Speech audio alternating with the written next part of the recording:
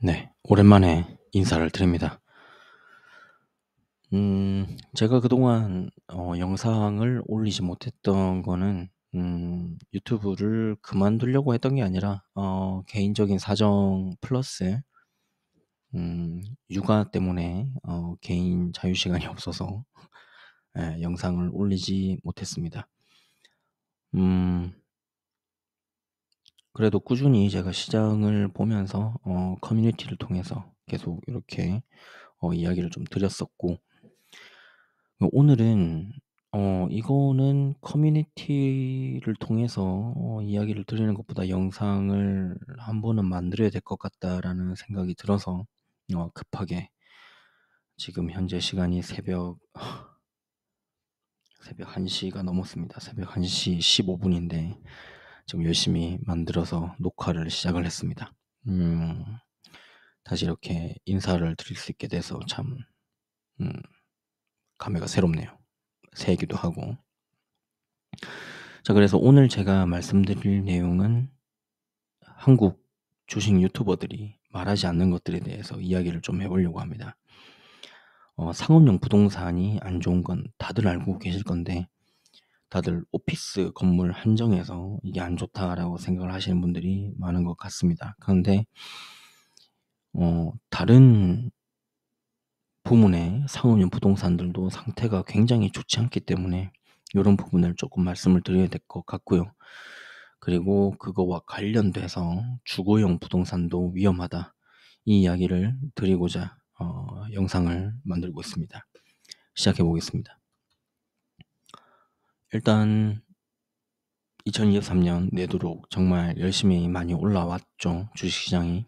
그리고 어 작년 7-8월 달쯤 조정을 받고 다시 올라와서 마지막 불꽃을 태우고 있는 모습을 보여주고 있습니다. 근데 새해 들어와서 약간 조짐이 이상한 게 보이죠.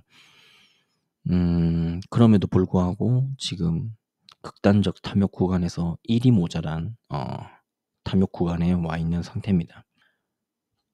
자, 그래서 상업용 부동산 이야기는 정말 많이 들으셨을 겁니다. 근데 최근에 언급이 많이 줄어들었죠. 음.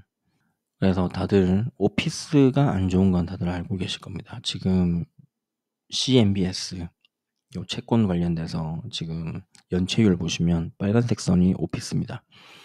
오피스는 계속 안 좋은 걸 보실 수가 있고요. 지금 상당히 높아서 5% 이상, 거의 6%에 육박하는 연체율을 보이고 있습니다. 근데 보셔야 되는 건 리테일이죠. 리테일은 코로나 이후로 계속 안 좋습니다. 이거는 아무도 얘기를 안 하죠. 리테일 관련된 CMBS는 연체율이 오피스보다 더 높다, 이거를 보셔야 되고, 그리고 심지어 라진 관련된 것들, 이거는 숙박이죠. 호텔 뭐 이런 쪽입니다. 이런 것도 지금 연체율이 상당히 높고요. 그리고 또 하나 주목해야 되는 부분은 멀티 패밀리입니다. 음 참고로 CMBS는 고정금리로 빌립니다. 고정금리로 빌리고 CMBS 만기가 와서 리파이낸싱을 해야 될 때는 지금 바뀌어 있는 고금리로 돈을 빌려서 이 CMBS를 발행을 해서 메꿔 넣어야 되는 겁니다. 아시겠죠? 그리고 보통은 10년 단위, 5년 단위 이렇게 돌아가는 걸로 알고 있습니다. 보통은 10년 단위입니다. 그래서 낮은 금리로 돈을 빌려서 이렇게 호텔, 그리고 몰들, 그리고 아파트를 지었는데 만기가 도래하면서 이제 이자 지출이 더 늘어나게 되는 거죠.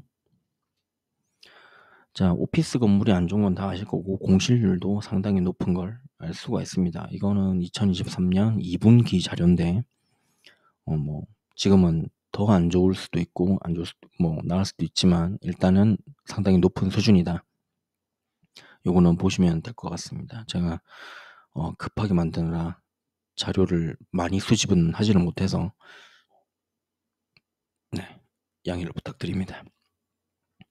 자, 보시면 커머셜 리얼 에스테이트 부채 만기가 도래를 하고 있죠. 2023년, 2024년. 그리고 쭉 물량이 계속 있는 상황입니다. 2029년에 또 큰 게 한 방 다가오죠. 그래서 이게 나아질 기미가 있느냐? 모르겠습니다. 안 좋아질 것 같습니다, 저는 더. 왜냐하면 지금 사업을 접는 그런 파산 신청이죠. 파산 신청이 꾸준히 늘고 있습니다. 지금 상당히 많이 늘어 있는 상태고요. 지금 전년 대비 2020년 대비 지금 2022년, 2023년 지금 거의 40% 가까이 올라와 있는 상태입니다. 한마디로 기업들은 망하고 있는데 주가는 계속 오르고 있는 거죠. 한마디로 매그니피센트 7만 올라가고 나머지 시장은 처참하게 박살이 나고 있다. 이렇게 생각을 하시면 될 것 같습니다. 경기는 더 안 좋아지는데 주가만 올라 있는 상황이다. 이렇게 생각을 하시면 될 것 같습니다.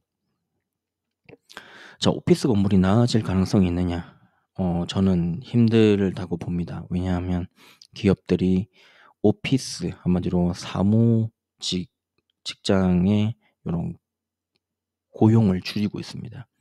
사람을 자르는 게 아니라 채용을 줄이고 있습니다.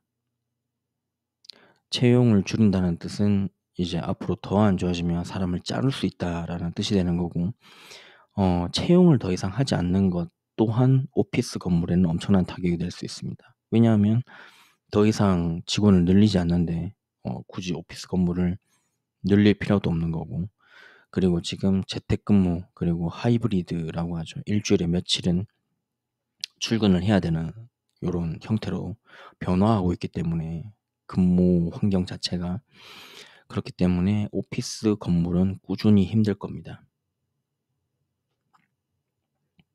자, 그리고 보시면 2007년에 CMBS 발행량 보시면 엄청납니다. 지금 저것들이 줄어들었다가 지금 2023년 보시면 지금도 많이 줄어버렸습니다. 이게 뭘 의미하겠습니까? 2023년에 저렇게 줄어버렸다는 거는 CMBS 시장에, 한마디로 커머셜 리얼 에스테이트 시장에 유동성이 더 이상 투입되지 않는다는 걸 의미하는 겁니다. 자, 그리고 말씀드렸었던 CMBS 말고 시에로라는 게 있죠. CMBS를 기반으로 해서 만든 합성, 요런 시에로입니다. 리만 브러더스 사태를 만들었던 MBS와 CDO의 관계를 아마 아시는 분들은 아실 겁니다. 지금은 시간 관계상 모든 걸 설명드리진 않을 거고요. 제 이전 영상 찾아보시면 시에로가 뭔지 설명이 되어 있는 영상이 있을 겁니다. 그거 참고해 주시면 좋을 것 같고요. 한마디로 CDO와 비슷한 구조를 가진 투자 상품이다. 이렇게 보시면 될 것 같습니다. 지금 연체율을 보시면 시에로 연체율이죠. 시에로는 변동금리로 움직입니다. 그래서 직접적으로 곧바로 타격을 받았고요. 지금 연체율 보시면 연체되어 있는 금액입니다. 연체되어 있는 금액인데 지금 멀티패밀리가 상당히 비중이 크죠. 오피스도 큰데 멀티패밀리도 상당히 큰 걸 볼 수가 있습니다. 지금 비중이 제일 큰 게 멀티패밀리죠. 한마디로 요런 다세대 주택 요런 건축업자들은 변동금리로 빚을 내서 건축을 했다는 뜻입니다. 상태가 굉장히 심각한 거죠. 다들 오피스만 생각을 했는데 뜻밖의 지금 멀티패밀리가 가장 비중이 크다. 이렇게 보시면 될 것 같습니다. 시에로 연체된 금액 비중이 가장 크다. 이렇게 보시면 될 것 같습니다. 그러면 이게 개선될 여지가 있느냐? 없다고 보는 게 맞는 것 같습니다. 왜냐하면 건축업자들이 멀티패밀리 하우징을 엄청나게 짓고 있습니다. 지금 역대급으로 짓고 있고요. 하우징 버블이 있었던 2005년에서 2009년 저 기간보다 지금이 훨씬 많죠. 엄청난 물량이 쏟아져 나올 겁니다. 지금 공사가 진행이 되고 있고 이것들이 완공이 돼서 시장으로 나오는 순간 문제가 터지지 않을까 저는 이렇게 생각을 하고 있습니다. 그래서 미국 100대 대도시 중에 60개 대도시에서 전년 대비 렌트비가 하락을 하고 있습니다. 지금 보시면 마이너스로 떨어져 있죠. 한마디로 렌트비가 전국적으로 하락을 하고 있다는 뜻이고, 특정 지역을 제외하고는 지금 렌트 시장은 박살이 나고 있다. 이렇게 보시면 될 것 같습니다. 자, 그래서 이 렌트 시장이 박살이 나는 게 도대체 무슨 의미일까? 이제 주거용 부동산과 연관지어서 이야기를 좀 해보겠습니다. 최근 들어서 소프트 랜딩, 뭐 노랜딩 이런 것들이 나오고 했던 이유가 소비가 여전히 튼튼하다. 그리고 여전히 초과 이런 저축액이 있다. 뭐 그래서 아직은 문제가 없다. 뭐 이렇게 이야기를 하는 사람들이 많았었죠. 근데 보시면 저거는 평균값을 나타낸 겁니다. 상위 1%가 36%를 가지고 있고 상위 20%까지는 거의 50%에 육박하는 저축이 여전히 남아있는 상황입니다. 근데 하위 40%를 보시면 이미 마이너스권으로 들어갔습니다. 미국 내에 소득이 상위 20%인 사람이 많을까요? 소득 분위가 40%인 사람이 더 많을까요? 당연히 하위 40%인 사람이 인구수가 훨씬 많을 겁니다. 이들은 더 이상 소비를 하기가 힘듭니다. 이거를 증명해주는 데이터가 있죠. 크레딧 카드 연체율입니다. 크레딧 카드를 써서 버티고 있고 이 연체율이 계속 올라가고 있는 상황입니다. 그리고 서브프라임, 한마디로 신용 등급이 낮은 사람들이 차를, 한마디로 자동차 대출이죠. 자동차를 사기 위해서 대출을 냈는데 이거를 못 갚는 상황이 다가오고 있다. 이렇게 보시면 될 것 같습니다. 거의 사상 최고 연체율을 보이고 있고요. 그리고 모기지를 못 갚는 상황이 점점 늘어나고 있습니다. 지금 미국 모기지 협회 같은 거죠. 이제 여기서 이렇게 발표를 했습니다. 2023년 3분기 모기지 연체율이 늘었다. 11월 9일 날 나온 자료고요. 근데 여기서 저희가 주목해야 되는 부분은 요겁니다. FHA 요 대출을 사용한 사람들이 연체율이 9.5%를 찍었다는 겁니다. 한마디로 저 대출을 받아서 집을 산 사람 중에 10명 중 1명은 빚을 못 갚고 있다는 뜻이 되는 겁니다. 자, 그러면 FHA론이 도대체 뭐냐? 뭐길래 저게 저렇게 비정상적으로 쟤만 저렇게 연체율이 높냐? 이렇게 생각을 하실 수 있을 건데 설명을 드리겠습니다. FH로는 한마디로 집을 처음 사는 사람들, 그런 사람들이 신용 등급이 낮을 때 사용하는 그런 론입니다. 미국은 집을 살 때 보증금의 형태로 다운 페이먼트를 해야 되는데 3.5% 집값의 3.5%만 넣으면 되고 그리고 신용 점수도 580점이면 됩니다. 일반적으로 생활하는 사람들, 직장이 있고 연체가 없고 이렇게 열심히 사는 사람들은 보통 700점 중반에서 700점 후반대 이렇게 올라갑니다. 그런데 지금 580이라는 거는 정말 크레딧 스코어가 엄청 낮은 겁니다. 지금 이 사람들한테 빚을 내줬는데 이 사람 중 10명 중 1명꼴로 아파트 대출금을 못 갚고 있다. 이렇게 생각하시면 될 것 같습니다.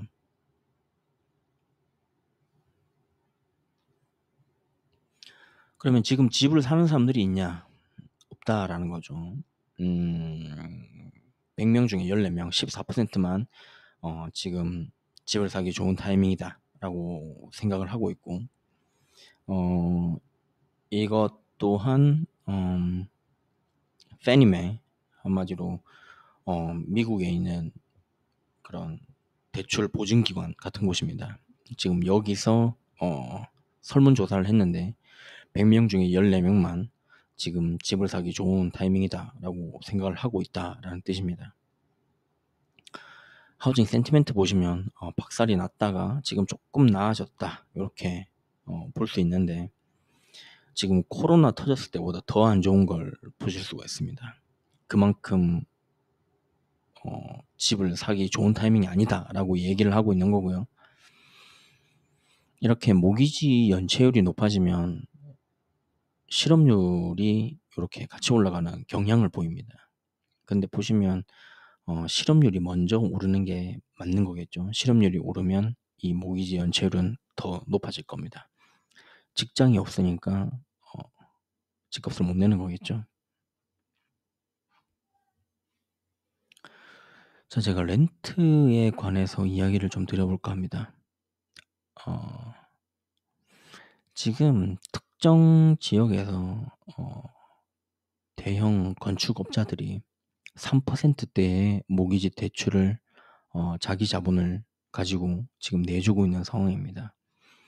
지금 한마디로 집이 안 팔리니까, 모기지 금리가 너무 높아서 집이 안 팔리기 시작을 하니까 자기들이 보증을 서고 지금 3%대의 모기지 금리로 집을 판매하고 있다라는 뜻입니다.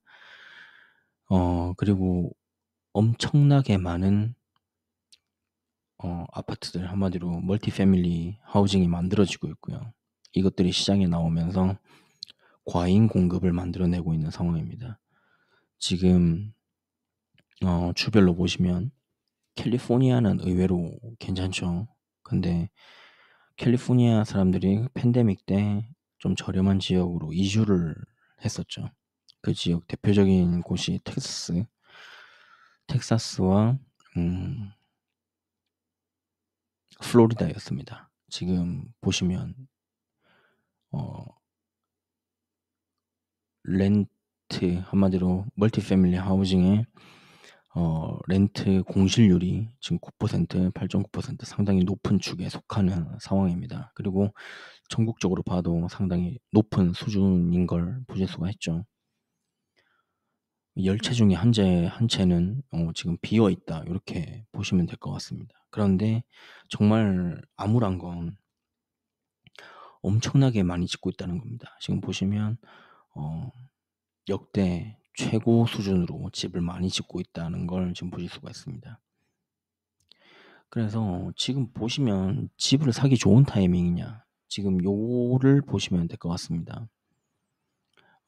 전국 부동산 중개인 협회에서 나온 자료입니다. 지금 보시면 집을 사기 안 좋은 타이밍이다라는 걸 알 수가 있습니다. 요 인덱스 보시면 지금 빨간 선으로 그어져 있는 게 지금 현재 레벨이고요. 지금 80년대 초중반 요때보다는 낮지만 그래도 하우징 버블이 있었던 2005년, 2007년 요때보다도 지금 더 집을 사면 안 된다라고 이야기를 하고 있는 겁니다. 지표상. 집을 너무 많이 지었습니다. 뉴스에서는 공급이 없어서 집값이 방어가 될 거다라고 얘기를 하고 있는데, 자료를 보시면 지금 공급이 너무 많습니다. 집을 너무 많이 지었습니다. 수요보다 공급이 더 많으면 집값은 하락을 하는 거죠. 그리고 멀티 패밀리, 지금 요 상업용 부동산은 정말 집을 많이 짓고 있고, 지금 부동산 시장 뭐 진로우나 레드핀 이런 데 들어가서 보시면 렌트비 2달 빼주는 곳도 많고 렌트비를 낮추는 곳도 있고, 그런 곳들이 점점 많아지고 있는 상황입니다. 이제 경쟁이 점점 심해지는 거죠. 공급이 너무 많다 보니까. 이렇게 되면 이 친구들은 손해를 보고 요거를 매각을 하든지 파산 신청을 하든지 해야 되는 거죠. 그러면 CLO나 CMBS를 통해서 투자했던 사람들은 모두 다 손실을 보게 되는 거고, 이거를 주도했던 은행들이나 다른 기관들은 자금 문제에 빠질 수 있는 거죠. 한마디로 오피스만 문제가 아니다라는 거를 제가 말씀을 드리려고 요렇게 영상을 만들고 있는 겁니다. 지금 이것도 문제가 되는데, 지금 이 친구들이 이렇게 물량을 대량으로 쏟아내게 되면 제가 심지어 댈러스나 오스틴, 한마디로 텍사스에 있는 주요 대도시죠. 그 두 도시에서 그런 걸 봤습니다. 매물로 내놨는데 집을 120일 넘게 안 팔린 집들이 있습니다. 거의 4달 가까이 안 팔린 거죠. 그거는 어떻게 된 거냐면 그 주변에 새로 리스트에 올라온 집들이 엄청 많습니다. 한마디로 새로 건축된 집들이 너무 많아서 비슷한 가격대면 새 집에 들어가지 기존에 있던 주택에 들어가지 않겠다라고 하는 겁니다. 지금 이런 것들이 문제가 심각해질 수 있다라고 생각을 하고 있습니다. 한마디로 기존 주택을 가지고 있는 사람들이 집을 팔고 싶은 타이밍이 온다 하더라도 팔리지 않을 거라는 이야기를 하고 있는 겁니다. 그러면 집값은 더 떨어질 거고 어 불안감을 느낀 사람들은 집을 팔려고 할 텐데 집값이 계속 떨어지게 될 테니까요. 그러면 더 이상 살 사람보다는 팔려고 하는 사람만 많고 시장에 부동산은 더 많이 풀릴 거고 매물은 더 많이 풀릴 거고 이제 이러면 개인들은 생각보다 괜찮을 수 있을 것 같은데 이런 부동산 업자들, 건축업자들이 문제가 될 수 있을 것 같습니다. 그리고 이거를 좀 보시면 이해가 안 되실 수도 있는데 제가 봐도 좀 이해가 안 되긴 합니다. 한마디로 미국 이런 고용 시장에서 잡 오프닝이라고 하죠. 잡 오프닝이 줄어들면 주가가 같이 움직이는 게 당연한 건데 음 지금 반대로 움직이고 있죠. 2019 년도 팬데믹 터지기 직전에도 그랬었고 그리고 지금도 비슷한 일이 벌어지고 있습니다. 한마디로 미국에서 채용을 더 이상 하지 않는데 주가만 계속 오르고 있는 상황입니다. 근데 그 이전을 보시면 거의 같은 방향성으로 움직입니다. 한마디로 채용이 줄어들면 레깅이 어느 정도 있은 다음에 주가는 따라왔다. 요렇게 보시면 될 것 같습니다. 자 그래서 요거는 2023년 11월 달에 각 주별로 어느 정도로 주가 성장을 했는지 아니면 역성장을 했는지 나타내 주는 표입니다. 지금 보시면 3 개월 동안 변화된 부분을 나타낸 건데 절반 정도 되는 곳이 역성장을 했거나 성장이 정체된 곳들입니다. 요거는 조금 심각하게 봐야 되지 않나라고 생각을 하고요. 빅스 지수죠. 변동성 지수와 연준 기준금리 인상 사이클을 2년 정도 뒤로 미룬 지금 고런 빨간색 선인데 이게 거의 2년 정도의 레깅 타임을 거친 후에 빅스가 폭발적으로 올라가는 것을 확인할 수가 있습니다. 그래서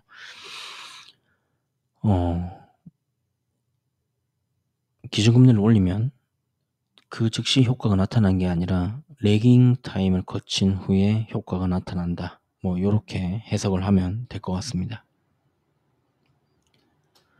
그래서 오늘은 다들 상업용 부동산만 이야기를 하는데 주거용 부동산도 충분히 문제가 될 수 있다. 그리고 상업용 부동산 중에 오피스 건물만 문제가 되는 게 아니라 다른 부분들도 충분히 문제가 생길 수 있다. 이 부분을 말씀드리려고 급하게 영상을 만들었고요. 오랜만에 영상을 만들어서 그런지 지금 마이크도 셋업이 제대로 안 됐고 그리고 자료 수집도 약간 미흡한 상황에서 그리고 입도 제대로 안 풀린 상황에서 영상을 만들고 있는데 지금 애기들이 가끔 한 번씩 지금 소리를 지르고 있습니다. 깰 수도 있을 것 같은데 빠르게 영상을 마무리하도록 하겠습니다. 언제 다시 영상을 통해서 인사를 드릴 수 있을지는 기약을 할 수가 없을 것 같지만 그래도 뭔가 특별한 변화가 난다든지 하면 유튜브 커뮤니티를 통해서 꾸준히 업데이트하도록 하겠습니다. 감사합니다.